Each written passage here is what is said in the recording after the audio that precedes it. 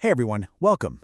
So today, we're diving into a really important topic: how to adapt grooming routines for folks with ALS.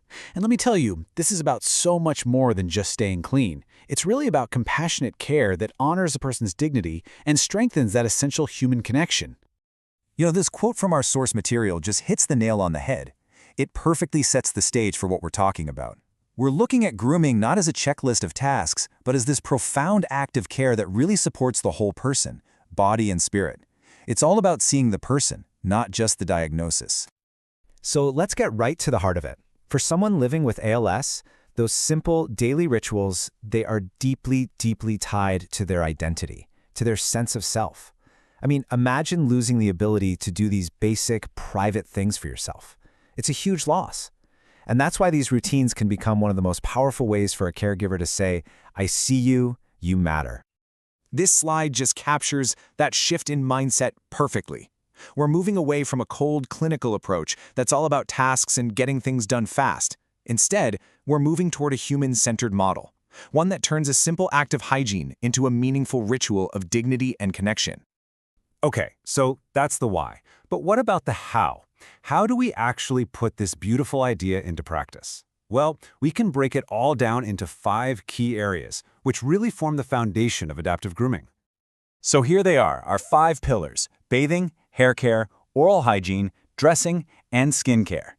If we can get a handle on the adaptive approaches for each of these, we'll have a fantastic toolkit for giving safe, comfortable, and dignified care. So let's kick things off with bathing. The bathroom, it can suddenly become one of the most dangerous places in the house. As muscle weakness progresses, things like standing, balancing, and just moving around become incredibly difficult. This creates a real risk of falls, and honestly, it can make bathing a super stressful experience for everyone involved. But the good news is, there are some fantastic solutions out there. Things like shower chairs and grab bars can create a much more stable, safe environment. Handheld nozzles give the caregiver more control, and for those who are bedbound, no-rinse cleansers are an absolute game-changer, making sure hygiene is maintained without any risky transfers. Next up, hair care. It's something many of us take for granted, right? But washing your hair can become totally exhausting or even painful when arm strength starts to fade. And for a person's sense of self, their identity, well, feeling like their hair is clean and looks like them can make all the difference in the world. And here again, innovation really comes to the rescue. No-rinse shampoos and these awesome microwavable shampoo caps are brilliant for anyone who is bedbound. But just as important is the emotional side of things. Taking that extra minute to style hair the way they like it, that's a powerful way to affirm who they are. Okay, let's talk about oral hygiene, because this is absolutely critical. When the muscles used for swallowing get weaker, that's a condition called dysphagia. The risk of choking or even breathing liquids into the lungs goes way up. This makes oral care a really high-stakes task that requires a ton of care and precision. So using the right tools here is non-negotiable. As you can see, things like soft sponge swabs, toothpaste that doesn't foam up, and even special suction toothbrushes can prevent some really serious complications. And doing a quick daily check for any sores is key to catching problems early. Getting dressed is another one of those daily rituals that becomes tough, both physically and emotionally. The loss of that independence, that private moment to just pick out your own clothes, it can make a person feel incredibly vulnerable. And this is where things get really interesting with the rise of adaptive clothing, like the kinds with magnetic closures or Velcro. These simple designs can make a world of difference. But just as important is involving the person in their clothing choices and always ensuring their privacy to maintain their dignity. All right, our final pillar is skincare. When someone can't move around much, their skin is at a really high risk for developing painful pressure sores, especially on bony spots like hips and heels. And when it comes to this, prevention is everything.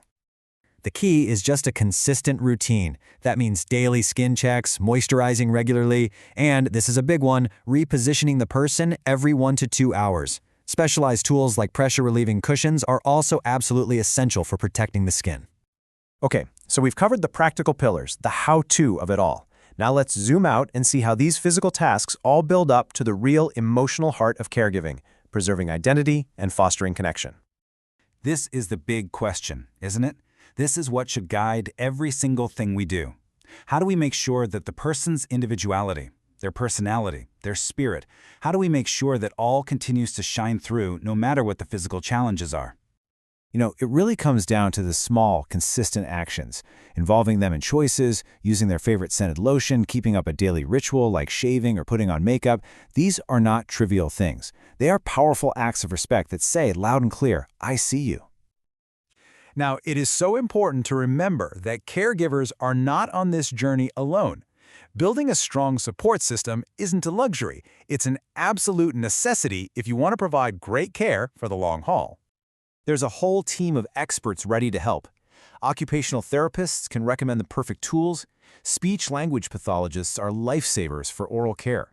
Tapping into this professional network makes sure the care plan is always evolving right along with the person's needs. And this right here might be the most important point we make today. Caregivers have got to care for themselves. Learning how to live safely, finding a support group, taking time off to recharge, these things are essential to avoiding burnout so you can keep on giving that amazing, compassionate care. So as we wrap up, let's bring it all back home. We've looked at the challenges, we've looked at the practical solutions, but it all comes back to one single, powerful idea: turning care into a ritual of connection. It's this. This is the takeaway. Every gentle wash, every carefully chosen outfit, every moment you take to make someone comfortable is so much more than a task. It's a chance to connect, to show love, and to affirm that their worth and their identity are still there, shining strong and vibrant. So I'll just leave you with this thought to carry with you.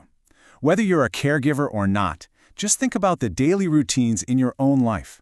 What's one small, seemingly ordinary task that you could transform into a powerful moment of connection for someone you care about? Thanks so much for joining us.